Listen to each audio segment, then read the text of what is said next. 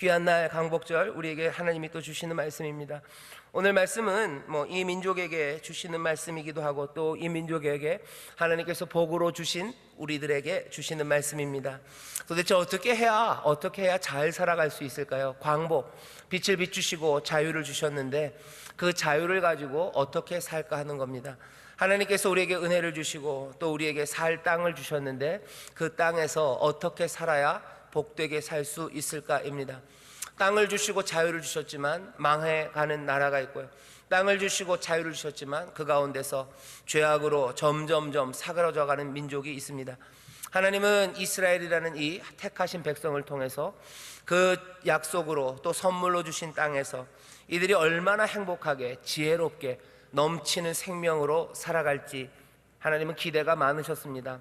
그 기대를 가득 담아서 하나님의 말씀 십계명을 주셨고 또 모세는 그 기대를 마음에 품고서 사랑하는 백성들, 그 사랑하는 그 민족에게 이 십계명을 다시 한번 설명합니다.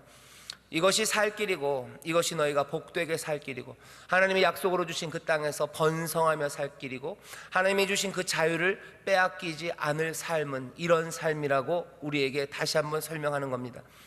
이건 광복절을 맞은 우리 대한민국 모든 국민들에게도 주시는 말씀이고 또 더더군다나 다시 한번 이 땅의 복으로 우리를 보내신 하나님, 그 하나님의 약속과 보내심, 부르심을 믿으며 이 땅을 사랑하는 우리 인천순 본교회 모든 귀한 성도들에게 주시는 말씀입니다. 설교의 제목은 풍성한 생명을 누리는 일과 생명을 지키는 일, 이렇게 되어 있습니다. 오늘 주제는 그래서 생명입니다. 여러분들이 눈치가 빠르셔서요 금방 알아요. 오늘 10계명이 끝까지 다 끝나는 게 아니구나, 다음 주도 또 10계명을 듣겠구나 생각하셔요. 예, 맞습니다. 오늘은 우리가 알고 있는 5번째 그리고 6번째 계명, 부모 공경 계명과 살인하지 말라는 계명, 그 두 가지를 살펴보려고 합니다. 지난주에 안식일에 대해서 우리가 얘기를 했었어요, 그죠? 안식일 계명을 얘기했습니다. 안식일은 그냥 요즘식으로 교회 와라 얘기가 아니었죠. 여러분들 안식일 계명 기억하시죠? 정말로 쉬라는 얘기입니다. 쉬라, 너희들 일하지 말아라. 특별히 그냥 가만 놔두면 절대로 안식할 수 없는 사람들, 뭔가 힘이 많고 높은 곳 있고 돈 많아서 놀고 싶을 때 노는 사람들 말고 그냥 짓눌려서 시키면 해야 되는 그 사람들, 그렇게 그냥 마냥 끝까지 그 사람들 일시켜서 네 유익을 얻으려고 하지 말고 그 사람들 일주일에 한 번 6일이 지나면 7번째 날은 쉬게 하라고 하나님이 명령하셨습니다. 지난주에도 말씀드렸어요. 도대체 이런 법이 어디 그 예전에 있었냐는 거죠. 예전에 그런 법 없습니다. 그런 법이 없어요. 사람들 쉬게 해줘라, 그런 법이 없었어요. 그런데 하나님께서는 이미 벌써 3800년 전, 3500년도 더 전에 여기 이 연약한 사람들과 그리고 취약한 계층들을 위해서 쉴 수 있도록 안식일 계명을 주셨어요. 사회 전체가 어떻게 하면 더 좋은 세상이 될 수 있을지 하나님이 아신 겁니다. 안식일 계명을 주시고 그리고 이제 5번째로 부모 공경 계명을 주셔요. 안식일이 사회 전체였다면요, 이 부모 공경은 가정으로 뭐가 얘기가 싹 내려오는 것 같습니다. 하지만 가만히 보면 이 부모 공경 계명이 가족을 얘기하는데요, 이 가족을 얘기한다고 해서 이 범위가 줄어드는 게 아닙니다. 여러분들 레위기를 보면요, 레위기 19장에 하나님이 그러셔요. 내가 거룩하다, 그러니 너희도 거룩해라 하시면서 레위기의 온갖 제사의 법률들, 그렇죠? 제사를 어떻게 지내고 몇 번 지내고 뭘 가져와야 되고 막 그런 이야기들을 한참 하시다가 레위기 19장에 오면 갑자기 십계명 이야기를 하셔요. 내가 거룩하니 너희도 거룩해라 하시면서 하시는 말씀의 시작이 뭘로 시작됩니까? 여기 있는 이 안식일 계명과 그리고 이 부모 공경 계명으로 시작돼요. 안식일을 거룩하게 지켜라, 그리고 부모를 공경해라, 거기서부터 시작합니다. 여기 그리고 그 다음에 붙은 게 19장 4절에, 레위기 19장 4절에 붙은 게 우상을 섬기지 말아라, 이렇게 얘기를 하십니다. 거룩함 그리고 복된 삶의 어쩌면 처음 시작이요, 안식일 그리고 부모 공경, 이거면 되는 것 같아요. 그리고 우상 섬기지 않으면 돼요. 그리고 나서 좀 지나가면 우리가 잘 아는 레위기 19장의 유명한 말씀, 네 이웃을 네 몸처럼 사랑해라 라는 그 말씀이 레위기 19장에 나옵니다. 우리가 여기 오늘 읽은 신명기 5장 5장 16절 말씀, 너는 너희 하나님 여호와가 명한 대로 내 부모를 공경하라. 그리하면 너희 하나님 여호와가 내게 준 땅에서 내 생명이 길고 복을 누리리라. 우리 인천수 목교회 성도들은 이 말씀을 제가 생각했을 때 2000년, 교회가 2000년이 됐거든요. 만들어진 지가 2000년 교회사에서 아마 우리 교회 성도님들만큼 이 계명을 많이 들은 사람이 있을까, 많은 성도들이 있을까라고 의심이 될 만큼 우리 교회 인천수 목교회 모든 성도들은 이 계명을 분명히 압니다. 부모를 공경하라는 계명이 얼마나 중요한지 우리는 계속해서 들었고요. 그리고 그 일을 실천하기 위해서 애를 쓰고 있습니다. 그래서 어떤 목사님들만큼이나 여러분들 이 계명에 대해서 잘 아셔요? 잘 아시는 거 한 번만 확인만 좀 해보겠습니다. 확인한다 그러니까 갑자기 여러분들 긴장들 하시는데요. 일어나서 질문하고 그러지는 않을 거예요. 오늘 이 계명은 아이들, 꼬맹이들에게 주는 계명이 아닙니다. 여기 있는 말씀이 자녀들에게 주는 게 맞는 것 같죠? 부모를 공경하라 그러니까. 하지만 부모를 공경해야 되는 이 명령을 듣는 사람은 초등학교 3학년들한테 얘들아 모여라 그런 다음에 너희들 부모를 공경해라 그 얘기 하시는 거 아니에요. 오늘 이 십계명은 누구에게 주시는 말씀이에요? 뭔가 가장들에게 주는 말씀이 분명합니다. 뒤에 보면 아내를 탐낸대요. 네 이웃에 있는 그런 재산들이죠. 그거를 탐내어 밭이나 남종이나 여종, 그의 소 이런 거 탐내지 말고 네 이웃의 아내 탐내지 말아라. 이건 누가 듣는 말입니까? 아마 남자일 겁니다. 아마 가장일 겁니다. 어른들에게 하는 말씀이 분명해요. 어른들에게 하는 얘기입니다. 너 부모를 공경해라 말씀하시는 거죠. 여기 이 말씀이 너 부모를 공경해라 하는 이 말씀이 그리고 있는 세상이 있어요. 이스라엘은 그 땅, 내가 준 약속의 땅에서 살아갈 때 아마 이렇게 살아갈 거라고 생각하는 거죠. 그 집안마다 가장이 있어요. 가장의 권위가 있고요. 그 가장의 보호 아래 가족들이 함께 살아가는 세상, 그 세상을 떠올리게 합니다. 이스라엘은 계속해서 그런 얘기를 해요. 가정, 가족, 그리고 아비의 집이라는 말을 하죠. 아비의 집. 이스라엘에서 아비의 집은 굉장히 중요합니다. 다시 말하면 가족이 중요해요. 그리고 가정이 중요해요. 부모를 공경하라는 게 그냥 부모와 자녀 1대1의 관계에서 어떻게 해야 되는지만을 말하는 건 아닙니다. 1대1의 관계를 넘어서요, 가족 전체의 일이고요. 그리고 또 동시에 이 가족이라는 것은 이스라엘에서 사회, 이스라엘 전체를 이루는 기준이 되고요. 그 기본적인 단위가 됩니다. 아비의 집이라고 불려졌던 이 가정은 굉장히 중요해요. 사회적으로 중요합니다. 이 가정은 하는 일이 너무 많아요. 어떤 일들 합니까? 여기 있는 이 가정, 아비의 집에 연세 많으신 분들이 있어요. 연장자들, 장로들이라고 부르는 사람들입니다. 장로들은 뭘 합니까? 판단하는 일을 해요. 사법권이에요.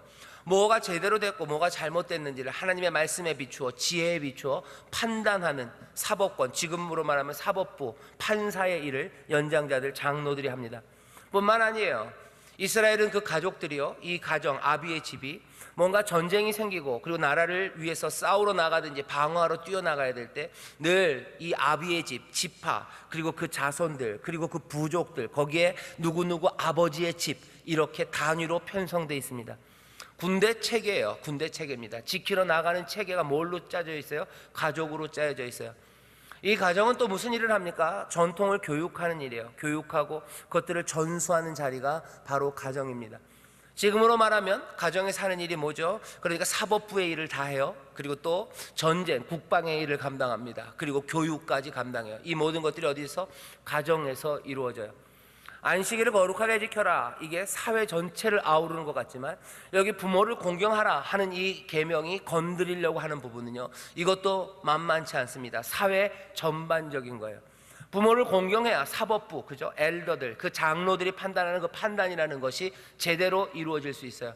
이 장로들, 그리고 이 집, 가정, 이 부모가 공경돼야 전쟁, 나라를 지키는 거, 이것도 가능합니다. 아버지 집에서 아버지가 야 전쟁이다, 우리 나가서 이 민족을 위해서 싸우러 가야 된다, 아무도 공경하지 않아요? 그럼 어떻게 되는 거예요? 국방은 그냥 끝인 겁니다. 아버지가 공경되지 않아요. 가끔 그런 얘기하죠. 소대장들이 앞으로 전진 그렇게 얘기하는데 아무도 안 따라오고 혼자 뛰어나가면 어떻게 되는 거예요? 그 군대는 이길 수 없습니다. 그 군대는 아무것도 아닌 오합지졸이 될 뿐이에요. 부모를 공경하는 건 그래서 그냥 단지 아버지와 나 사이에 공경함이 있어야 된다, 그 얘기를 지금 하시려는 것만은 아닙니다. 그거보다 훨씬 더 큰 이야기를 합니다. 그러니까 레위기 19장 3절에서 하나님께서 내가 거룩하니 너희도 거룩하라 할 때 안식일 계명, 그리고 이 부모 공경 계명을 가져다 놓으신 거예요. 사람들은 그러죠. 우리 지금 형법으로 봐도요, 부모 공경 안 하고 부모님에게 순종 안 하면 잘못된 거예요. 하지만 그렇다고 해서 사형에 언도하고, 아직은 그러진 않습니다. 하지만 살인, 그 다섯째 계명 부모 공경 다음에 있는 게 살인이에요. 살인이 훨씬 더 중한 문제 같습니다. 하지만 하나님은 아니에요. 살인 그 앞에 부모 공경을 가져다 놨어요. 그리고 그 부모 공경과 안식일을 묶어서 뭔가 한 덩어리로 생각하시는 거예요. 그 한 덩어리가 뭘까를 생각하면서 우리가 알고 있었던 부모 공경 계명을 좀 더 오늘 확장해야 합니다. 안식일이 그냥 하루 놀라는 게 아니라 사람들을 놀게 해라. 그래야 세상이 모두가 다 하나님이 주시는 자유와 그 구원 안에서 복되게 살아갈 수 있는 것처럼, 여기 가정이라는 게 맡아 가진 일들이 너무나 많아요.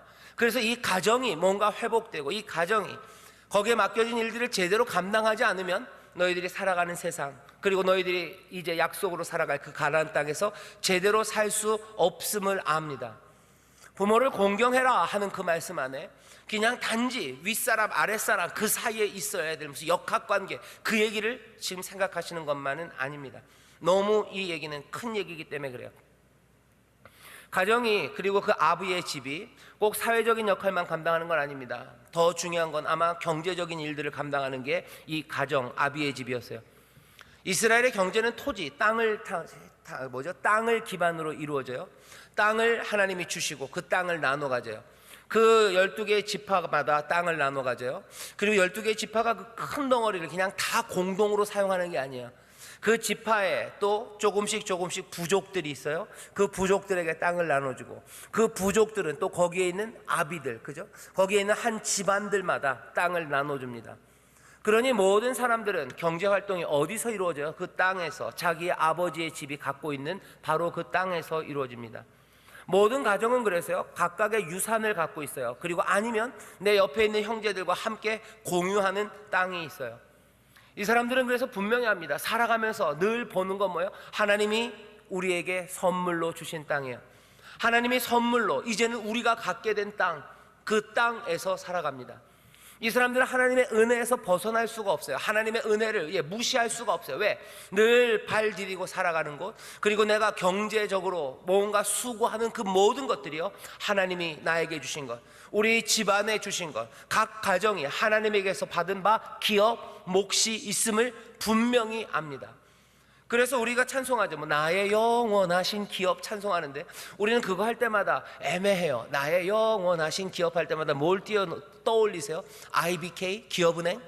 아니면 이 기업이라는 게 무슨 장사인가? 나는 회사는 없는데 나의 영원하신 기업, 우리 아들이 내 기업인가? 그런 말씀도 읽었던 것 같은데, 우리는 나의 영원하신 기업, 하나님이 나에게 주신 목, 그런 거 생각할 때마다 뭔가 애매합니다. 하지만 이스라엘은 아니에요. 이스라엘은 그냥 자고 일어날 때마다 하나님이 나에게 주신 몫이 있어요. 우리 가정에 주신 몫이에요. 나에게 주셨다고 생각하지 않아요. 항상 우리 가정에 주신 하나님의 선물, 그 선물로 우리가 소유한 땅, 그 땅에서 우리가 삽니다. 은혜가 우리 가운데 있음을 어떻게 알아요? 이스라엘은 그 땅을 보며 알아요. 하나님이 우리를 사랑하셨으면 어떻게 알아요? 그 땅을 보며 알아요. 하나님 우리에게 자유를 주셨으면 어떻게 알아요? 그 땅을 보며 압니다. 날마다 살아가며 내가 땀 흘리는 바로 거기서 하나님의 은혜, 그것들을 발견하는 사람들이에요. 가정이 그런 일을 합니다. 가정에서 함께 일하면서 하나님의 은혜를 발견해요. 그리고 거기서 삶을 영위해 가요. 그러니 가정이 얼마나 중요합니까? 우리가 하나님의 말씀대로 살지 못하는 여러 가지 이유들이 있어요. 그 중에 하나가 하나님이 내 삶에 주신 것들을 우리가 손으로 만지지를 못해요. 하나님이 나에게 주신 게 뭔지에 대해서 생각을 못합니다. 하지만 이스라엘은 그 일들을 분명하게 선물로 가져다 주셔요. 너희들이 살고 있는 이 땅, 너희들이 수고하고 생명을 이어가는 바로 이곳, 이곳이 하나님이 주신 너의 기업, 하나님이 네 가정에 주신 거다. 여기서 떠날 수 없다고 말씀하는 겁니다. 얘기가 조금 옆으로 갈 것 같은데 그래도 한 2-3분간만, 우리도 하나님의 은혜가 우리 가운데 있음을 어디서 확인할 수 있냐면요, 하나님이 나에게 주신 기업에서 확인하셔야 됩니다. 하나님의 은혜가 교회 와서 찬송할 때 갑자기, 찬송할 때 딴 때는 안 그랬는데 어떨 때 찬송할 때 갑자기 요 등줄기 쪽으로 뭐가 찬바람이 싹 갈 때 하나님의 은혜가 나에게 있구나 라는 것을 확인하는 것만은 아닙니다. 기도할 때 갑자기 뭐 머리카락이면 쭈뼛 쓰고 뭐 갑자기 그때만 하나님의 은혜가 나와 함께 있다는 걸 확인하는 것은 아니에요. 그건 너무 아슬아슬합니다. 그건 왔다 갔다 합니다. 그렇다고 그걸 부정하는 것도 아니고요, 그게 별게 아니라는 것도 아니에요. 얼마나 귀한 일인지 몰라요. 찬송하다, 기도하다, 특별한 은혜를 체험하는 거, 그거 사모할 만한 일입니다. 그리고 그거 우리에게 주신 하나님의 선물이 분명해요. 그런 은혜가 임할 때 놓치지 마셔요. 그거 붙잡고 또 감사하시고 더 주님 앞에 가까이 가십시오. 하지만 그렇게 조금은 찰나적으로 왔다 갔다 하는 것 말고 내 삶에 항상 눈만 뜨면 보이는 은혜, 그리고 내가 손을 들어서 만질 수 있는 하나님의 은혜, 또 하나님의 선물, 그것이 우리의 삶에 분명히 있어야 돼요. 이스라엘은 무엇으로? 자기들이 살아가는, 함께 땀 흘리고 수고하는 그 땅이 하나님의 선물임을 이 사람들은 분명히 알았어요. 아마 이 일이 우리 가운데 회복되어야 될 겁니다. 하나님이 우리에게 주신 기업이 있어요. 하나님이 우리에게 주신 땅이 있고요, 우리가 살아갈 수 있도록 하나님이 우리에게 주신 삶의 터전들이 있어요. 이 터전이 뭐예요? 하나님이 나에게 주신 선물이고, 내가 이것을 볼 때마다 하나님과 내 사이의 관계, 하나님은 은혜로 이것을 나에게 주셨고 나는 그러니 감사로 주님께 순종하는 삶이 내 삶이라는 게 확인돼야 됩니다. 더 구체적으로 얘기하면 내가 일하는 그 자리가 하나님의 은혜의 자리임을 알아야 돼요. 일하는 그 자리에서 내가 하나님의 사랑을 체험하고, 일하는 바로 거기서 내 삶의 보람을 찾을 수 있어야 됩니다. 요즘 사람들이 쓰는 말 중에 워라벨이라는 말이 있어요. 워라벨이 뭐예요? 죄송합니다, 제가 사투리를 잘 못하는데 워라벨이라고 있어요. 워는 그 워킹, 워크 이런 거, 일이에요. 벨은 그 밸런스, 균형이라는 거고요, 라는 라이프입니다. 일과 삶의 균형이라는 얘기를 해요. 그래서 일과 삶의 균형, 워라벨 얘기하면서 사람들이 주장하는 건 이런 거죠. 너무 일 많이 하지 말고, 그죠? 일은 어느 정도 하고 생활, 삶을 찾아야 된대요. 좋은 말인 것 같아요. 하지만 거기 함정이 있습니다. 뭐냐면 일은 삶이 아니라는 거예요. 일은 그냥 내 삶을 위해서 뭔가 땔감을 공급하고, 땔감이라는 게 뭡니까? 그냥 돈 벌어주는 도구예요. 이건 아무 가치가 없어요. 짧게 할수록 좋아요. 조금 할수록 좋아요. 조금 하고 많이 벌수록 좋은 거고, 내 삶의 가치는 뭐예요? 라이프라고 얘기하는 거.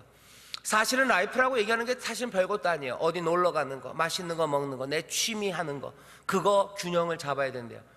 하도 일에 쫓겨다니며 살았기 때문에 이 말들을 하는 거 이해는 됩니다. 하지만 워라벨이라고 말하는 거기에 뭔가 심각한 전제가 하나 틀려진 게 있어요. 뭐냐면 그 일이라는 게 삶이고, 일이라는 것에서 하나님의 은혜와 그리고 내 삶의 보람을 찾을 수 있다는 것을 잊어버린 거예요.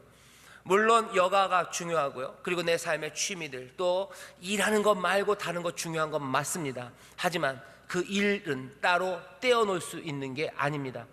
이스라엘은 자기들이 땀 흘리는 그 땅을 그냥 여기선 땀은 흘리는 거고 내가 여기서 나온 산물로 하나님 앞에 가서 예배해야지, 이 하나님 은혜 앞으로 가야지라고 생각하지 않았어요. 아침마다 땀 흘리러 가는 그 길에 하나님의 은혜를 만집니다. 하나님의 은혜 앞에 무릎 꿇고 하나님의 은혜 안에 그 씨들을 뿌리는 거예요. 하나님이 주신 그 땅들, 그 은혜 안에서 내 삶이 거기서 자라난다고, 나 혼자가 아니라 온 가족이 함께 그것들을 확인하며 살아갑니다. 우리가 다시 한번 생각해야 될 필요가 있습니다.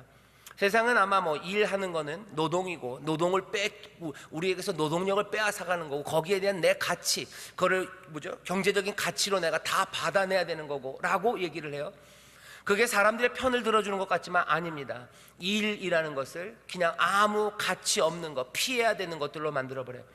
그렇게 살 수 있습니까? 아니요, 그렇게 살 수 없습니다. 그게 바람직합니까? 아니, 바람직하지도 않습니다. 성경적입니까? 아니, 성경적이기도 않습니다. 우리를 하나님의 형상으로 만드시고 우리에게 가장 좋은 것이, 그리고 선한 것이 무엇인지 아는 하나님께서는 어떻게 하셨어요? 우리에게 기업을 주셔요. 우리에게 땅을 주시는 거예요. 우리에게 땅을 주시는 거지 그냥 아침마다 새롭게 채워지는 냉장고를 주신 게 아닙니다. 우리는 그랬으면 제일 좋겠죠, 그죠? 일은 안 하고 그냥 하나님이 우리에게 냉장고를 주셨어요. 마법의 냉장고예요. 그냥 가서 아침에 눈 비비고 일어나, 세수하러 갈 필요도 없어요. 눈 비비고 일어나 냉장고를 열면 거기에 온갖 맛있는 것들이 다 되도록이면 요리까지 돼서, 아니 냉장고만 있으면 좀 불리해요. 온장고도 있었으면 좋겠어요. 시원한 것도 있고 따뜻한 것도 있고. 그랬으면 좋을 것 같은데 하나님의 은혜는 그렇게 안 하셨어요. 이스라엘에게 뭘 주셨습니까? 땅을 주셨어요. 이스라엘에게 땅을 주시고 그 가운데서 살아가게 하셔요. 하나님이 이스라엘을 곤란하게 하려고, 하나님이 이스라엘을 그냥 생고생 시키려고? 아닙니다. 거기에서 하나님의 은혜에 대한 감사와 하나님을 의지하는 삶들과 점점 더 아름답게 자라가는 풍성한 삶들, 사랑들, 그리고 서로를 위한 뜨거운 마음들, 열정들, 아름다움들, 그런 것들이 거기 생각나는 거예요. 생겨납니다. 여러분 한번 상상해 보세요. 여러분들의 집안에 그냥 눈만 뜨면 새롭게 채워지는 냉장고가 있다고 생각해 보세요. 그런 사람들의 삶이 어떨 것 같으세요? 잘은 모르지만 비슷한 것, 남들을 비난하는 것 같아서 죄송하지만 비슷한 삶들이 좀 있어요. 그냥 너무너무 부자라서 일 안 해도, 아니 그냥 일을 막 망치면서 돌아다녀도 냉장고에 날마다 새로운 것들이 채워지는 사람들이 있어요. 그 사람들의 삶이 어떻던가요? 그런 사람들 중에 훌륭한 인격과 그리고 뭔가 아름다운 삶을 만들어가는 사람들이 없다고는 얘기할 수 없습니다. 하지만 꽤나 많은 사람들이 그런 상황에서 뭐 되는 거예요? 그냥 망쳐지는 거예요. 인생은 망쳐지는 거예요. 남들에게 가서 소리 지르고 지 멋대로 막 살지만 그 삶은 하나도 아름답지 않고 하나도 그리고 충만하지 않은 삶입니다. 하나님께서 우리에게 뭘 주셨어요? 땅을 주셔요. 하나님이 우리에게 일할 수 있는 그곳을 주십니다. 아마 믿음의 사람들이 그 일하는 그 자리들, 하나님이 나에게 주신 이 삶의 터전들을 하나님이 주신 은혜와 선물로 보기 시작할 때 아마 그때 세상은 달라질 겁니다. 아직 그 일이 제대로 이루어지지 않았기 때문에 그래요. 가끔가다 여러분들의 일터에서 다른 사람들은 다 도망가고 싶어하고 피하고 싶지만 이건 하나님이 나에게 주신 선물이라 생각하며 열심히 아니면 사랑함으로 그리고 또 기쁨으로 일하면 여러분들 동료 직원들한테 왕따 당할지도 모릅니다. 이놈 때문에 너 때문에 우리까지 욕먹게 생겼다는 거예요. 그게 뭔지 아셔요? 세상에 빛이 임하면 어둠이 빛을 미워하는 겁니다. 예수 그리스도가 이 땅에 오셔서 하나님의 말씀대로 살기 시작해요. 의가 무엇인지 그리고 빛이 무엇인지 비춰요. 사람들이 몽땅 다 그 빛을 보고 좋아할 것 같지 아니에요. 어둠이 그 빛을 핍박합니다. 여러분들 말씀대로 살아갈 때도 마찬가지예요. 하나님이 나에게 주신 그 기업이라고 생각하고 기쁨으로 일해요. 그럼 모든 사람들이 박수 쳐주고 와 그럴 것 같죠? 아닙니다. 당장 옆에 있는 애가 너 때문에 그러면서 쿡쿡 찌르고요. 그리고 비난하고 놀리고 그리고 모욕합니다. 아이고 사장한테 잘 보여서 그래 좋다 이런 놀리는 거예요. 침 뱉는 거예요. 여러분들이 두려워하지 마셔요. 하나님이 나에게 주신 거 도대체 다시 한번 10계명은 뭐라고요? 우리가 어떻게 살아갈까요? 어떻게 하나님의 복을 누리며 살아갈까? 부모를 공경하랍니다. 부모를 공경하라는 게 단지 네 부모 앞에서 조아리고 서고 아침에 문안하고 저녁에 문안하고 그 얘기 아니에요. 부모를 공경하는 건 뭐라고요? 이 가정이에요. 이 가정이 잘 되는 일이에요. 근데 그 가정에서 무슨 일이 일어나는지 여러분들 보셔야 돼요. 부모 공경 계명이 그렇게 작지 않습니다. 작았으면 뒤에 갈 거예요. 살인하지 말라보다 더 앞에 있어요. 안식일과 함께 레위기에서 거룩함을 말하는 첫 번째 나와 있어요. 왜 그랬을까요? 그 가정에서 이루어지는 일들에 대해서 너희들 깊이 생각하고 그 일이 제대로 그 가장의 권위와 그 보호 아래 그 일이 제대로 작동될 수 있도록 너희들 애쓰라는 거예요.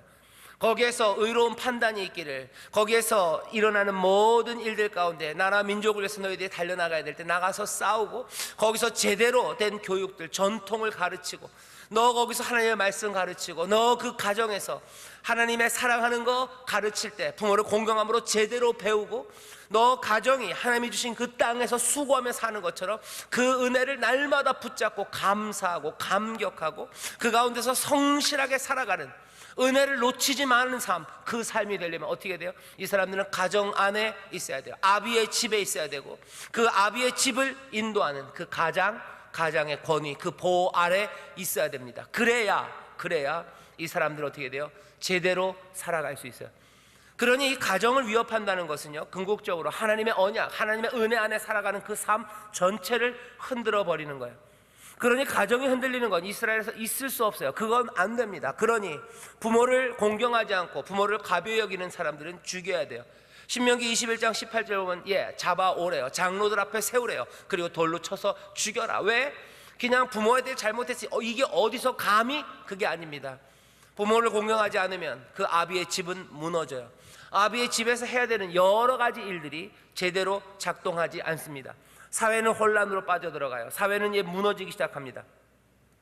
부모를 공경하라는 계명이 그냥 무슨 요즘 페미니스트들 얘기 많이 하는데 무슨 가부장적인 세상에서 가부장적인 뭐 남자 어른을 공경하고 남자 어른에 대한 모든 권위를 주려는, 레위기 보시면 레위기 19장 3절에 보시면요, 거기 어디죠? 출애굽기에서는 부모를 공경하라 할 때 아비와 어미라고 돼 있어요. 아버지 어머니. 하지만 레위기 19장은 아니에요. 어머니와 아버지입니다. 어머니가 앞에 나와요. 우리 성경에는 그냥 부모라고 번역을 했습니다. 거기에 대해서 민감하지 않아서 그래요. 민감하지 않아서 그냥 부모라고 늘 하시던 식으로 번역을 했지만 히브리어에는 어머니와 아버지예요. 네 어머니 네 아버지. 여자라고 해서 무시하지 않습니다. 부모 당연히 공경해요. 어머니 공경합니다. 그렇게 되면 어떻게 된답니까? 네 하나님 여호와가 네게 준 땅에서 네 생명이 길고 복을 누린대요. 이제 이 말이 이해가 됩니다. 그냥 아버지를 공경하고만 있으면, 내가 아침 저녁으로 문안만 하면 하늘에서 복을 내린다, 딱 그 의미는 아니에요. 내가 아버지를 공경하고 부모님을 공경하면 하나님 말씀에 순종하는 거니 하나님이 우리의 삶을 기뻐하실 거, 그것은 맞습니다. 하지만 그거보다는 훨씬 더 자동적인 의미가 있어요. 부모를 공경하기 시작할 때 여기 이 땅에서 생명이 길 수밖에 없어요. 부모를 공경하면 그 가정 안에서 어떤 일이 일어나요? 경제적으로 변화가 일어나기 시작하는 거예요. 하나님의 은혜로 일하기 시작하는 거예요. 하나님의 은혜에 감사하며 일해요. 하나님이 주신 땅이에요. 여기서 하나님의 말씀을 배웁니다. 여기서 하나님의 말씀대로 판단되어지고 악한 것과 선한 것이 무엇인지 하나하나 그 판단을 통해서 배워가기 시작해요. 어렵고 힘든 일이 있으면 그 가족은 다 똘똘 뭉쳐 힘을 모아서 온 민족이 악한 적군들과 싸우러 나갑니다. 그런 군인들을 막을 수 있는 그런 힘들은 없어요. 그런 군인들을 찍어 누를 수 있는 그렇게 강한 군대는 없습니다. 온 가족이 존경하고 공경하는 아버지와 함께 싸우러 나가요. 모두가 다 그렇게 나온 군대를 누가 이깁니까? 그런 군대는 이길 수가 없어요. 너희가 이 땅에서 생명이 긴 거, 그렇게 강한 군대를 갖는 방법은 어디 애굽에 가서 병거를 빌려오는 것도 아니에요. 어디 가서 대단한 무기 가져오는 거 아니고 어디 가서 용병 사오는 거 아니에요. 용병 사와서 오래간 나라 없습니다. 그 땅에서 장수한 나라 없어요. 로마가 용병을 사오면서 망해요. 온갖 나라들, 부유한 나라들, 이탈리아 어디든지 다 그렇습니다. 뭔가 용병을 갖고 왔다는 건 여기 싸울 힘이 없는 거예요. 하지만 부모를 공경하는 이스라엘, 부모를 공경하고 그 아비의 집, 그 가정이 탄탄하게 하나님이 주신 땅에서 은혜에 감사하며 함께 수고하고 그곳에서 먹으며, 거기 있는 모든 어른들은 하나님의 법을 따라 제대로 판단하고, 그리고 하나님의 말씀들 쉐마, 하나님 사랑하라는 거 배우고, 모두가 다 존경하는 그 강한 힘들, 그 힘들로 싸우러 나갈 때 어떤 군대가 그 힘을 가로막아요? 못 이깁니다. 못 이깁니다. 하나님 말씀하시는 거예요. 네가 땅에서 잘 되고 너 복을 누린다는 이야기는, 이거는 그냥 다시 말씀드릴게요. 네가 나에게 순종하니까, 순종하는 거, 부모님에게 순종하는 거 쿠폰이야. 효도하기 쿠폰 10개 찍어오면 그래 10개 찍어왔으니까 너에게 무슨 복을 주겠다. 다시 하나님 우리에게 순종하는 모습을 보고요, 하나님 기뻐하셔서요, 하나님이 주시는 복이 분명히 있어요. 하지만 부모를 공경하면서요, 자동으로 되는 것들이 굉장히 많습니다. 그것들은 뭐요? 이 땅에서 잘 되고 우리가 복을 누려요. 우리의 생명이 길어요. 우리의 삶이 훨씬 더 지속 가능하게 보존됩니다. 그게 하나님께서 우리에게 주시는 말씀이에요. 땅에서 잘 되고 장수하는 거, 신명기가 꿈꾸는 거예요. 신명기 28장 보면 우리가 잘 아는 복에 관한 이야기가 나오죠. 모세가 이 민족이 복받기를 원합니다. 내 사랑하는 민족이 장수하기를, 이 민족이 복받고 오래 가기를 원해요. 그러니까 신명기의 주제입니다. 복되고 장수하는 거 신명기의 주제예요. 계속 그 복을 얘기해요. 그러면서 하는 말이 뭐예요? 너 하나님 말씀 잘 들으면 그렇게 된대요. 하나님의 말씀은 일반적이에요. 여기 신명기에 나오는 모든 거 어쩌면 신명기 전체, 10계명 전체일 겁니다. 하지만 그것이 구체적으로 콕 집어서 이러면 잘 되고 장수한다는 건 몇 번째 계명이요? 5번째, 이 부모를 공경하라는 계명이에요. 그만큼 중요합니다. 그만큼 중요합니다. 복을 주실 거예요. 복 받기를 원하십니다. 하지만 어디서 딱 5계명 거기다 콱 찍어 놓는 거예요. 여기다 하는 거예요. 부모를 공경해라. 다시 부모를 공경하는 게 내가 아버지 앞에서 그냥 조아리고 있으면 아니에요. 이 가정이, 그리고 이스라엘에서 이 가정이 했던 일들이에요. 그 일들이 제대로 이루어지면, 그 일들이 권위 안에서 제대로 이루어지면 그거에서 그 권위 아래 서로 보호하며 그 일들이 제대로 이루어질 수 있도록 부모를 공경하고 너희의 가장, 그 가장의 영도 아래 너희들이 따라가기 시작하면, 다시 말하면 가정에 맡겨졌던 그 일들이 너희들 삶에서 온전히 이루어지면, 그러면 땅에서 잘되고 장수할 거라고 우리에게 약속해 주시는 겁니다. 이스라엘의 가정들, 그 가정들이 건강하고 온전하고 그리고 경제적으로 제대로 살아갈 수 있도록 하나님이 은혜를 베푸시고 그 길을 주셔요. 부모를 공경해야 가정이 온전해지고 건강해집니다. 그래야 사회와 경제 그리고 영적으로 온전해질 수 있기 때문입니다. 경제가 온전해지기를, 그리고 사회가 온전해지기를, 그리고 영적으로 온전해지기를, 그것이 건전한 가정과 그리고 권위 있는 가장을 통해서 이루어지기를 하나님은 원하시고 바라시는 바입니다. 오늘 여기 있는 이 부모 공경 계명에서 우리가 그래서 보아야 되는 건 건강한 사회의 패러다임이에요. 어떤 사회가 건강한 사회일까에 대해서 이 말씀을 통해서, 그리고 이스라엘이 살아왔던 삶을 통해서 우리가 엿볼 수 있습니다. 번영하는 세상이죠, 그죠? 복되고 장수하는 삶, 이거 지속 가능한 삶이에요. 요즘 이런 얘기 많이 합니다. 지속 가능한 사회, 지속 가능한 경제, 지속 가능한 연금, 이런 얘기 하죠. 번영하고 지속 가능해야 돼요.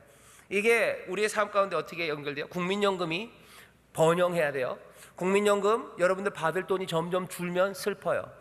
그리고 이거 지속 가능해야 돼요. 2060년에 끝나면 곤란합니다. 점점 더 번영하고 지속 가능한 세상이에요. 네가 잘되고 장수한다는 건 그 얘기입니다. 번성하고 지속 가능한 거예요. 요즘 모든 나라들이, 또 특별히 우리나라가 부르짖는 게 뭐예요? 번영하고 지속 가능한 사회를 만들겠대요. 지속 가능한 복지, 지속 가능한 경제, 그것들 만들려고 모두가 다 애를 씁니다. 하지만 하나님은 이미 우리가 번영을 누리고 지속 가능한 세상, 복되고 장수한 사회를 살아가기를 원해요. 당연히 모세도 그 민족이 그렇게 되기를 원합니다. 이 일은 어떻게 돼야 돼요? 건강한 사회가 돼야 이 일이 가능하다고 말씀하시고, 하나님은 이미 모세를 통해서, 이 말씀을 통해서 어떻게 건강한 사회가 이루어질지 우리에게 알려주시고 계셔요. 우리가 지난주, 이번주 해서 얘기한 건 안식일 계명입니다. 그리고 부모 공경 계명이에요. 건강한 사회를 여러분들 꿈꾸시는데 이 두 가지를 생각해 보셔야 돼요. 번성하고 그리고 또 지속 가능한 건강한 사회는 안식일 계명이 품고 있는 그 뜻과, 그리고 부모 공경 계명이 담고 있는 그 의미들을 하나하나 우리가 더 분명히 잡아서 그것들을 따라 적용하며 살아갈 때입니다. 이 말씀대로 안식일 계명을 지키려는 시도들이 꽤 있었어요. 그렇지만 그게 점점 무너집니다. 제가 미국에서 공부를 좀 했었는데요, 미국의 동부 쪽에 있었습니다. 동부 쪽에 가면 지금도 좀 남아 있어요. 저 중서부를 가면 더 많이 남아 있는데 모르겠어요. 지금은 벌써 갔다 온 지 꽤 오래됐네요. 한 20몇 년이 됐네요. 그때는 일요일 날, 주일날이죠. 주일날 가게에서 술을 안 팔아요. 큰 마트나 무슨 그런 시장에서 술을 안 팔아요. 술을 안 팔 뿐만 아니라 주일날, 토요일날 저녁은 가게를 일찍 닫습니다. 그냥 대형 마트라 원래 24시간 해요. 24시간 다 돌아서 하는데요, 토요일 저녁에는 문을 일찍 닫아요. 그리고 주일날 안 여냐? 아니, 안 열지 정도는 아니에요. 주일날 한 늦은 시간 오후쯤에 문을 또 열기는 엽니다. 그래도 주일날 되면 술 안 팔아요. 그리고 토요일날 저녁 되면 술을 안 팔아요. 그리고 일하는 걸 멈춥니다. 주일날 일하지 않는 교회들이 있어요. 일하지 않는 걸로 가르치는 교회들이 있습니다. 여전히 우리 한국에도 아마 고신측 교회들은 그런 일들을 못하게 해요. 그렇게 하지 말아라 얘기합니다. 이게 한 개인이나 교회만이 아니라 사회적으로 이런 실천들을 하려는 청교도적인 전통을 가진 그쪽 교단 아니면 교회 쪽에서는 이런 일들을 합니다. 일요일날 상행위를 금지해요. 소비주의 이런 거 있어요, 그죠? 소비주의라는 우상에 먹히지 않으려는 시도들입니다. 취약한 이들, 그 사람들을 도우려는 시도예요. 누가 밤샘 근무합니까? 누가 밤새 근무해요? 제일 약한 사람이에요. 돈 제일 많은 사람이 밤새 근무하네? 아니요, 밤새 일하는 사람들은 제일 돈이 절실한 사람들이에요. 돈이 제일 절실한 사람들이 밤새서 일하는 겁니다. 가족과 함께 일하는 시간들은 없어지는 거죠. 가족과 함께 하는 일들은 점점 줄어드는 거예요.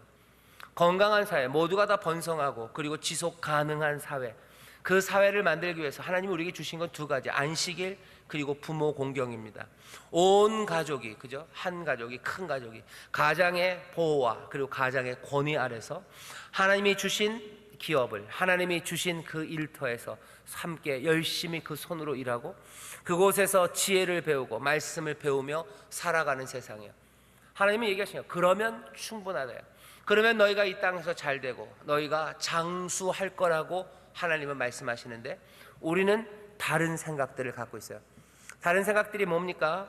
할 수만 있으면 돈을 많이 버는 쪽으로 움직여야 우리가 다 잘 살 수 있다고 생각합니다. 그러면서 나타난 아주 극단적인 결과가 뭔지 아세요? 지금 대한민국은 가정, 아비의 집이 깨져버려요. 아비의 집이 깨졌어요. 가족이 깨졌어요. 뭘 깨집니까? 그래도 같이들 사는, 아니 깨졌어요. 텔레비전 나오는 거 보세요. 요즘 인기 있는 TV 프로가 나 혼자 산단가 뭐 이런 겁니다. 나 혼자 살아요. 나 혼자 살아요.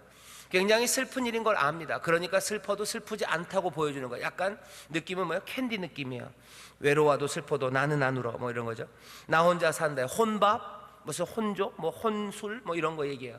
원룸 이런 거 많아집니다. 이게 번영을 위해서 그러는 거예요. 그죠? 더 잘 살겠다고 혼자 나오는 거죠. 그래야지 살아갈 수 있을 것 같아요. 같이 살아갔다가는 다 같이 폭망할 것 같으니까 따로라도 살기 위해서, 지속 가능하고 번성을 위해서 우리는 따로따로 뿔뿔이 흩어집니다.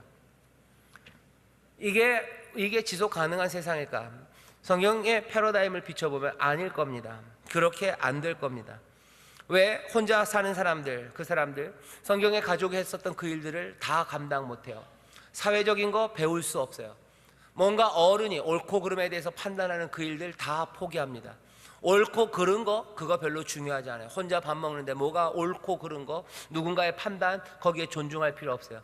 내가 좋으면 하고 싫으면 안 하면 되는 거예요. 옷 입고 싶으면 입고 벗고 싶으면 벗으면 되는 거예요. 그냥 그렇게 살아갑니다. 경제적으로도 마찬가지예요. 사랑 안에서 부조하는 거 아닙니다. 그냥 나 혼자 살아가야 돼요. 나 혼자 사니까 그 두려움에 내 책임을 지기 위해서 뭐 하는 거? 실비 들어요. 실비 들고 보험 듭니다. 왜 보험 산업이 점점 커집니까? 사람들이 공동체가 깨지기 때문에 그래요. 내가 아프면 아무도 날 도와줄 사람이 없는 거예요. 그러니 실비 보험 들어야 되는 거예요. 실비 보험 든다는 게 별로 좋은 거 아닙니다. 여러분들 이번에도 자동차 보험회사에서 보험률이 보험금 지급률이 80%가 넘었다고 이제 자동차 보험료를 올린대요. 그 얘기는 사람들 100명이 돈을 80만 원을 100만 원을 모았잖아요. 만 원씩 내서. 그러면 결국은 그 사람들이 받아가는 건 80만 원이에요. 80만 원보다 넘으면 보험회사는 보험료를 올릴 수 있어요. 왜? 그 중에 20%는 자기들 몫이에요. 자기들 광고해야 되고 자기들 월급 받아야 돼요. 결국 그러면은 나라는 좋아요. 왜? 나라는 좋은 게 사람들 돈 모아서 그 사람들 20% 내니까 또 세금 거두면 되고 뭔가 그런 일들이 많아지면 나라는 돈 생기고 좋지만 결국은 그 돈은 뭔가 보험회사 돈 많은 사람들 생기는 거예요. 그리고 또 뭡니까? 별로 안 고쳐도 되는데 막 고치는 거 생기는 거예요. 그러면은 그걸로 돈 버는 사람 있지 않습니까? 아니, 쓸데없는데 돈 쓰기 시작하는, 쓸데없는 일들 하는 거예요. 그리고 거기에 매달리고 그리고 거기에서 뭔가 이익을 취하는 사람들 생기기 시작합니다. 뭔가 헛수고들 하기 시작하는 거예요. 웅덩이를 팠지만 담지 못하는 웅덩이, 물을 담지 못하는 웅덩이처럼 우리가 두려움 가운데 혼자 살면서 만들어내는 온갖 헛일들이 얼마나 많은지 몰라요. 사람들을 신뢰하지 못하기 때문에 그 신뢰를 만들려고 하는 온갖 장치들을 만들어요. 이 사람이 신뢰 못해요. 얘를 감시하는 얘를 감시하는 얘를 감시하는 얘예요. 사실은 얘를 믿으면 얘 4분의 1로 줄어들 일입니다. 그런데 그 일 하는 거예요. 복지 예산이 많습니다. 하지만 복지 예산의 태반은 복지 예산이 제대로 가는지를 감시하는 데 쓰이는 예산이 제가 알기로는 반 이상입니다. 말도 안 되는 거죠. 왜 그렇습니까? 몽땅 다 뭔가 다른 것, 건강한 사회, 번성하고 지속 가능한 사회에 대한 꿈들이 어디선가 꼬이기 시작한 거예요. 다시 한번 생각해야 합니다. 여러분들 기도하시고 그 변화를 위해서 기도하시고 그 변화를 위한 여러 가지 시도들에 여러분들이 편이 되어 주셔야 돼요. 뭔가 더 창의적으로, 그리고 뭔가 더 하나님이 말씀하시는 그 방법들이 올바르고 그것이 우리에게 참되고 복이 된다는 것들을 믿으면서 점점 세상을 달리 보기 시작해야 돼요. 오늘 광복절 나라를 사랑하는 이야기를 했어요. 날아가는 게 무조건 잘한 거라고 박수 치는 것도 어리석어요. 날아가는 건 무조건 잘못됐다고 뭐라고 그러는 것도 어리석습니다. 사랑하는 마음으로 이 나라 이 민족이 어떻게 하나님 안에서 번성하며 지속 가능할지 우리 다시 생각해야 되는데, 십계명, 이 십계명이 우리에게 그 길들을 알려줘요. 안식일 계명이 우리에게 요구하는 게 뭔지, 그리고 또 우리에게 부모를 공경하라는 게 도대체 무슨 의미로 우리에게 와야 하는 건지. 부모 앞에서 쩔쩔매란 얘기 아닙니다. 그 가정에서 이루어지는 그 일들이 어떻게 더 올바르고, 그리고 얼마나 더 많은 사람들에게 번영과 그리고 풍성함을 가져다 줄 수 있을지, 그것들 생각하셔야 돼요. 건강한 가정 만들기 위해서 사회 경제적인 여건들 만들어 나가야 합니다. 안 그러면 우리는 슬픔 가운데 빠질 거예요. 왜 혼자 사는 사람들이 많아졌는지 잘 생각하셔요. 그건 노동력을 극대화시키려는 거예요. 따로 떨어져야 일할 수 있습니다. 그죠? 따로 떨어져서 혼자 있어야 노동력을 다 빼먹을 수 있어요. 그러니 결혼 못하는 겁니다. 사실은 결혼 못하게 만드는 거예요. 세상에 결혼 못하게 만드는 거예요. 왜? 결혼하면 아이도 낳아야 되고 뭐 시간 뺏기고 마음 빼앗기니 결혼 못하는 게 훨씬 더 좋습니다. 혼자 놔두는 게 훨씬 더 좋습니다. 그렇게 두려움 가운데 그냥 시키는 대로 끌려가게 하는 게 훨씬 더 좋습니다. 그러니까 세상이 사람들을 번영하게 하는 것이 아니라 욕심을 채우는 그곳으로 모두가 다 어쩌면 거기에 그렇게 끌려가고 있어요. 다시 한번 가정이 작지 않은 큰 가정들, 대가족들이 살아갈 수 있는 세상들을 만들어내는 시도들, 그 시도는 제 생각엔 성경적이에요. 많은 사람들, 대가족이 살아가는 그 삶이 얼마나 존중받는 삶이고 그것이 복된 삶인지에 대해서 계속해서 격려할 수 있는 정책들 만들어내야 되고요. 그 사람들이 사회적으로 존중받고, 그리고 그 사람들이 흩어지지 않고 같이 살 수 있도록 도울 수 있는 그런 방법들이 하나씩 만들어져야 됩니다. 그래야 이 땅이 복되게 살 거예요. 우리 교회에서 효행, 장려 및 지원에 관한 법률을 만들려고 애를 썼어요. 그 일도 그런 일입니다. 어떻게 해야지 함께 살아갈 수 있을지를 뭔가 격려해야 돼요. 뿔뿔이 흩어지게 다 띄워놓으려고 하는데 그러면 살 수 없습니다. 아비의 집에서 모두가 다 함께 감사하며 함께 삶을 살아가고, 거기에서 배우고, 거기에서 의를 익히고, 거기에서 전통, 그리고 하나님의 말씀, 그것들 하나씩 마음에 품기 시작할 때요. 이상하죠? 애들이 왜 나이가 들고 대학 가면 교회 안 옵니까? 왜 안 오긴 왜 안 와요? 대학이 멀리 있으니까 그러는 거예요. 대학 가면 그냥 따로 살아야 되고, 직장 다니면 다 따로 살아야 되는 세상이 됐기 때문에 우리가 사실은 먼저 했었어야 되죠. 그죠? 어렸을 때부터 믿음을 가르쳐야 되는 거 못 가르친 건 맞아요. 하지만 늦게라도 그게 회복돼야 되는데 회복될 수 있는 가능성이 너무 어려워요. 왜? 뿔뿔이 흩어진 거죠. 아주 간단해요. 왜 대학 가려면 딴 데로 가야 됩니까? 왜 딴 데로 가야 돼요? 왜 딴 데로 가긴 왜 딴 데로 가요? 좋은 대학이 서울에 있으니까 그런 거죠. 그러면 어떻게 해야 됩니까? 가족을 하나로, 간단해요. 인천에 좋은 대학이 있으면 돼요. 인천에 좋은 대학이 왜 없습니까? 인하대가 있지. 그러지 마셔요. 더 좋은 대학들 인천. 왜 인천에만 있습니까? 강원도, 원주에도 있어야 돼요. 어디 있어요? 누가 거기다 학교 세웁니까? 학교 안 세우려면 어떻게 돼요? 나라가 세우면 돼요. 돈 많습니다. 무슨 보도블록 깔 걸로만 다 모아도 좋은 대학 만들 수 있어요. 나라에서 좋은 대학 만들면 돼요. 좋은 대학 가고 싶으면 가면 돼요. 돈 없어서 돈 안 받으면 돼요. 아이고 어떻게 돈을 안 받고? 안 받으면 됩니다. 그냥 안 받고 하면 돼요. 그럼 어려울 텐데 그냥 교수님들이 월급 한 반쯤만 받으면 돼요. 그러면은 반값 등록금 진짜 쉬운데 왜 저를 교육부 장관을 안 시키는지. 반값 등록금 하는데 되게 어려워들 하시더라고요. 간단해요. 그냥 교수들이랑 직원들이 월급 반만 받으면 됩니다. 반 받아도 충분합니다. 교수 월급 꽤 많습니다. 그 사람들 싫으면 딴 거 하시면 돼요. 근데 얼마나 좋습니까? 연구하고 아이들 가르치면서 반만 받아도 할 사람들 많아요.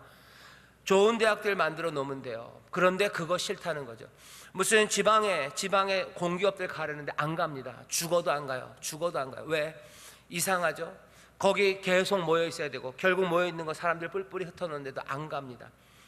뭔가 하나님이 우리에게 주신 건강한 사회 패러다임, 결국 그 꿈, 그 방향이 어디로 가야 돼요? 가족이 함께 그 큰 가족 안에서 아름다운 꿈들을 놓치면 안 돼요. 가장은 권위를 가지고 또 사랑으로 그 집안의 모든 사람들을 보호하고, 사람들은 존경하면서 거기서 의로운 판단들을 배우고, 거기서 똘똘 뭉쳐서 어려움 나오면 함께 희생할 수 있는 그 가족들이에요. 하나님이 주신 은혜 안에서 내게 주신 그 땅, 그 기업을 날마다 보며 함께 수고할 수 있는 그 삶들을 만들어내는 것, 그것이 어쩌면 지속 가능하고 그리고 번영할 수 있는 삶의 방향이 돼야 돼요. 이 방향을 우리에게 주시는데, 그건 아무것도 상관없이 뿔뿔이 흩어지는 걸 다 방관하고, 아니 우리도 그렇게 뿔뿔이 흩어지면서 달려가면서 하나님이 이 땅에 복을 주시고 하나님이 이 땅을 번영하게 하시고 지속 가능하게 할 거라고 생각하는 거, 그건 어리석습니다. 여러분들 공기업이 지방에 가는 거에 대해서 많이 찬성해 주세요. 지방에 좋은 대학 만드는 거에 대해서 많이 찬성해 주세요. 아이들이 뿔뿔이 흩어지는 거 전혀 좋지 않습니다. 아이들 혼자 원룸에서 사는 거 좋지 않습니다. 요즘 아파트가 점점 작은 거를 사라고 사람들이 그래요. 그것도 참 사람들이 그래요. 아파트는 요즘은 작은 평수를 사야지 값이 올라. 아파트로 돈을 벌려니까 그러는 거죠. 저는 아파트 집 크게 지었으면 좋겠어요. 지을 수 있는 만큼 크게 지어서 가족들이 함께 살았으면 좋겠어요. 그냥 함께 더 가능하다면 결혼한 식구들도 함께 살 만큼 큰 울타리 안에서 같이 살았으면 좋겠어요. 그렇게 살면서 그러면 일할 곳이 곳곳에 많이 있었으면 좋겠어요. 너무 욕심 부리면서 말고 사람들이 함께 일할 수 있는 곳들 하나님 안에서, 은혜 안에서 얼마든지 우리가 마련할 수 있어요. 아니 어려워도 그렇게 만들어가기 시작해야 합니다. 그래야 살 수 있어요. 모두가 다 서울로 달려오고 모두가 다 좋은 것들 향해서 그냥 뿔뿔이 흩어져서라도 각계 전투를 해서 높은 사다리를 오르자고 하는 세상에서는 함께 번영하며 지속 가능한 세상은 만들어질 수 없습니다. 부모를 공경하려도 공경할 수 없어져 버리는 거죠. 왜? 보이질 않는데. 부모를 공경하며 그 말씀을 따르려 해도 몽땅 다 흩어져 가는데, 여기 아무도 부모가 없는 세상이 돼버렸는데, 혼자 내가 원룸에서 사는데 부모를 공경하라는 말이 이루어집니까? 아니요. 아예 이건 가능하지 않은 말이 되어버린 거예요. 부모를 공경하라는 게 가능한 세상은 여기 다시 말씀드립니다. 모든 가족들이 함께 경제적인 것들을 함께 도우며 서로 그 사랑 가운데서 하나님의 말씀, 그 의를 따라 살아가는 삶이에요. 그것이 이 사회를 복되게 할 겁니다. 우리 교회가 그리고 믿음의 사람들이 이 마음들을 계속해서 마음에 품어주셔요. 나중에 투표할 일 있으면 투표하시고, 혹시라도 대통령 만나실 일 있으시면 대통령한테 얘기해 주시고, 뭔가 정책을 결정하는 사람들이 있으면 그 얘기해 주시고, 여러분들 그런 또 이야기를 들릴 때 손 들어주시고 박수 쳐주시고 격려해 주시고, 내게 당장 유익이 안 되고 내게 손해가 되는 것 같더라도 하나님이 우리를 인도하시는 그 길 쪽으로 세상이 변화되고 있다면 거기에 대해서 여러분들 함께 기도해 주십시오. 갑자기 굉장히 정치적인 얘기를 하는 것 같지만 정치적인 얘기 아닙니다. 이게 하나님께서 그 백성이 제대로 살게 하기 위해서 주신 거예요. 잘 생각을 해보세요. 이스라엘 하나님이 그 땅을 주셨어요. 당연히 예루살렘이 찬란합니다. 여기가 성읍이에요. 모든 아비의 집들이 뿔뿔이 다 흩어져서 자기들 집에 있는 자식들을 몽땅 다 예루살렘으로 보내요. 그 삶은 하나님이 바라는 삶이 아닙니다. 왜? 그렇게 온 사람들은 아예 여기 5번째 계명을 실천할 수 없어요. 부모를 어디서 공경합니까? 부모를 공경할 수 없는 삶을 세상은 만드는 거죠. 하나님의 말씀이 우리를 인도하는 곳으로 갈 수 없도록 세상은 만드는 거예요. 예루살렘에 몽땅 다 오기 시작하면 무슨 일들이 거기서 집에 집을 연결지어 짓고, 거기서 누구는 위로 누구는 아래로 어쩔 수 없이 사다리가 생기기 시작하는 거죠. 그러면 그곳에서 착취가, 그리고 그곳에서 사람들을 향한 무시와 그리고 일방적인 폭력들, 그것들이 난무합니다. 번영할 수 없는 곳이에요. 그리고 그곳은 지속할 수 없습니다. 예전부터 그랬고 지금도 마찬가지입니다. 계속해서 그렇게 몰려들고 뿔뿔이 흩어져서 각계전투처럼 달려가야 되는 삶, 그 삶에는 장수하고 땅에서 잘 되는 그 일이 있을 수 없습니다. 다시 한번 이 나라 이 민족을 사랑하는 마음으로 여러분들 다시 한번 이 나라의 꿈들을 함께 꾸어주시기를 바랍니다. 여러 가지 정책들에 좀 귀를 기울여 주시고, 제 생각에는 아주 쉬운 방법들 몇 가지 있어요. 지방에 좋은 대학 만드는 거, 그거 해야 돼요. 교육부 대학 교육 어떻게 해야 되는지 모르는데 그냥 용감하게 하면 되는데, 그러면 사립대학들 망할 거 아닙니까? 망해두면 그냥 망하게 두시면 돼요. 망하게 두시면 돼요. 사립대학 자기들도 돈 안 받든지 받고 싶으면 또 받으면 돼요. 하지만 많이는 안 갈 겁니다. 그러면 그냥 돈 갖고 나가게 하면 돼요. 나가고 그거 또 여기서 하면 돼요. 공기업들 많이 가면 돼요. 가서 거기서 살면 돼요. 살게 해주면 돼요. 지방에서 함께 가족들이 안 떠나고 살 수 있도록, 아주 간단해요. 안 떠나고 살아갈 수 있도록 도와주면 돼요. 거기에 대해서 흔들리면 안 돼요. 흔들리면 안 돼요. 우리가 그러니까 문제 생기는 게 뭐예요? 많은 정책 결정하는 사람들이 몽땅 다 어디 살아요? 서울에 살고 강남에 사는 거예요. 그러니까 내주지 못하는 겁니다. 그 사람들 거기 크리스찬들 많아요. 그 사람들 크리스찬들 많아요. 하나님이 주시는 말씀에 다시 한번 마음을 깨뜨리면서 흩어져서 사는 거, 하나님이 주신 땅에서 가족들이 함께 살 수 있는 그 꿈들을 이루기 위해서 애써야 합니다. 그렇지 않으면 어렵습니다. 하나님은 그렇게 어떻게 복된 삶을 살지를 우리에게 이미 알려주셨는데, 사실은 우리의 상황, 이 나라가 그것과는 전혀 다른 방향으로 가고 있기 때문에 혼자 사는 사람들, 우리나라만은 아니죠. 다른 나라들도 그렇습니다. 미국도 그렇고 다른 나라도 그래요. 하지만 한국이 훨씬 더 심합니다. 훨씬 더, 그리고 그 속도가 빠릅니다. 이상하게 우리는 빨라요. 그리고 이상하게 우리는 그런 일들로 열심을 냅니다. 사람들이 그러죠. 뭔가 신제품을 만들면 한국이 테스트베드래요. 여기가 시험대예요. 이 물건이 팔리지 않을지, 유행이 될지 안 될지 한국에 한번 뿌려보면 안 돼요. 왜? 빨리 결과가 나와요. 다른 데 뿌려보면 기다리는 게 너무 힘들어요. 하지만 한국은 금방금방 반응이 온답니다. 어떻게 보면 참 못난 모습이기도 하지만, 또 어떻게 보면 급하게 돌아설 수 있는 민족이기도 합니다. 다시 한번, 사실은 6계명까지 가려고 했는데 이상하네요. 말이 제가 2, 3분만 삐질 거라 그랬는데 2, 3분이 아니라 2, 30분을 단대로 삐졌어요. 죄송합니다. 다음 주에 우리 살인에 대해서는 얘기할 거고요. 다시 한 번만 말씀드릴게요. 부모 공경하라는 계명이 그렇게 아주 단순하게 내 아버지 어머니 앞에서 내 삶의 태도만 이야기하는 건 아닙니다. 분명히 그 태도가 올바라졌을 때 하나님이 복 주시는 건 사실이지만, 부모를 공경하라는 계명은 그거보다 훨씬 더 크게 이스라엘 가정이라는 그 테두리 안에서 하나님이 우리에게 어찌 살아야 되는지 그 길을 보이시는 거예요. 이스라엘의 그 가정에 맡겨주신 그 일들이 제대로 이루어질 때 너희들이 복되고 지속 가능한 사회가 될 거다라고 말씀하시는 거예요. 내가 수고해서 땅을 이룬 게 아니라 하나님이 우리 가족에 주신 땅에서 함께 수고하며 존경하는 그들의 말씀을 따라 의를 배우며 그 안에서 하나 되어 서로 희생하고 사랑하기 시작할 때, 그때 너희들이 온전히 그리고 지속 가능한 땅에서 잘되고 장수하는 복을 누릴 거랍니다. 이 나라 이 민족도 마찬가지입니다. 그거 말고 다른 방식으로 사회를 만들어 가려는 시도들은 하나님 보시기에 어리석고 하나님의 복을 누릴 수 없습니다. 다시 한번 이 나라 이 민족 가운데 하나님의 은혜가, 또 그 하나님의 길을 따라가는 복된 이들, 그렇게 복으로 심겨진 하나님의 사람들을 통해서 좋은 일들이 일어날 줄 믿습니다. 기도하겠습니다. 하나님 아버지, 감사합니다. 오늘 주 앞에 나왔습니다. 아버지 하나님, 부모 공경 계명을 우리가 배웁니다. 기도합니다. 우리 인천수목교회 모든 믿음의 가정마다 주여 정말로 귀한 가장들을 세워주시옵소서. 권위 있는 가장들, 사랑으로 아버지 온 가족을 마음에 품고 보호하는 아버지 하나님, 정말로 아름다운 가정, 아버지 그 가정에 가장들이 있기를 원하오니 하나님 은혜를 더하시고 하나님 복 내려 주시옵소서. 아버지 또한 기도합니다. 우리 인천수목교회 모든 믿음의 가정이 하나님이 주시는 기업에서 아버지 하나님 삶을 영위해 나갈 수 있도록, 하나님 일할 수 있는 것, 하나님 욕심으로 아버지 죄악으로 아버지 하나님 벌어먹는 삶이 아니라 아버지님 정말로 하나님이 주신 은혜, 아버지 그것에 손을 얹어 함께 땀 흘리며 성실함으로 살아갈 수 있는 하나님 귀한 일터들을 하나님 허락하여 주시옵소서.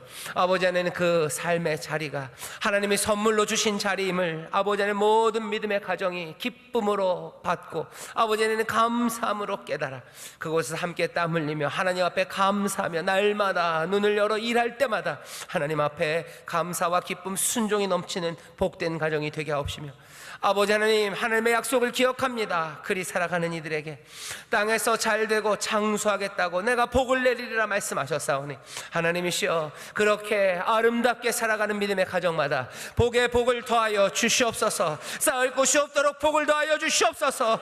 그들이 나가면 나가는 곳에서, 성읍에 가면 성읍에 가는 바로 그곳에서 그들의 떡반죽 그릇이 복을 얻게 하시며 그들의 자손이 복을 얻게 하시며, 주여 하늘에 놀라우신 은혜가 그들 가운데 충만하게 임할 줄 믿사오니 믿음의 가정마다 하늘의 복이 넘칠지어다. 믿음의 가정마다 하나님의 구원의 손길이 함께할지어다. 대적이 쳐들어왔다가라도 도망가게 될 줄 믿습니다. 주께서 강하게 지키실 줄 믿습니다. 아버지 하나님, 기도하오니 말씀대로 아버지 하나님 순종하며 감사하며 살아가는 복된 가정, 아버지 하나님 그리하여 복된 나라가 되게 하여 주옵소서. 감사드리며 예수님 이름으로 축복하며 기도하옵나이다. 아멘.